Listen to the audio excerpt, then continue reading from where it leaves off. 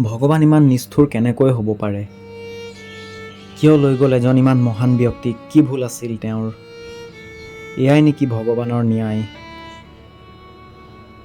অসমীয়া জাতিৰ গৌৰৱ, অসমীয়াৰ হৃদয়ৰ স্পন্দন, অসমৰ ৰত্ন। ক'বলৈ একো ভাষা নাই জুবিনদাৰ বিষয়ে। অতুলনীয়, অদম্য। ইমান ভাল আৰু অতি প্ৰয়োজনীয় মানুহবিলাকক ভগৱানে কিয় সোনকালে লৈ যায়?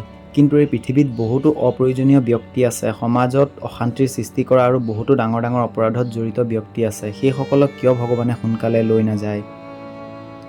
আনৰ উপকাৰ কৰা, সমাজৰ, ৰাজ্যৰ তথা দেশৰ হিত চিন্তা কৰা, গৌৰৱ কৰা ব্যক্তিসকল কেতিয়াবা আমাৰ মাজৰ পৰা সোনকালেই হেৰাই যায়। কিন্তু ইয়াৰ বিপৰীতে অপৰাধী, হত্যাকাৰী, ভ্ৰষ্টাচাৰী এইবিলাকৰ সৰহভাগেই সংসাৰত বহুত দিন থাকি যায়। এয়া ভগৱানৰ ন্যায় নে অন্যায়? আজি ভগৱানৰ ওপৰত সঁচাকৈ মই অসন্তুষ্ট হৈছোঁ। জুবিনদাৰ ঠাইত যদি ভগৱানে মোৰ দৰে এজন ব্যক্তিক লৈ গ'লহেঁতেন, তেতিয়া ভগৱানৰ ওচৰত মোৰ কোনো অভিযোগ নাথাকিলেহেঁতেন। মই এই পৃথিৱীৰ পৰা গুচি যোৱা হ'লে কেৱল মোৰ পৰিয়ালটোৰ ক্ষতি হ'লহেঁতেন। কিন্তু জুবিনদা গুচি যোৱাৰ কাৰণে সমগ্ৰ অসম তথা ভাৰতৰ ক্ষতি হৈছে।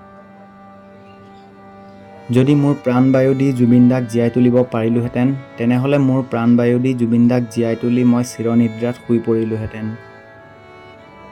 জুবিনদাৰ দৰে এজন ইমান মহান ব্যক্তি আকৌ আমি পামনে?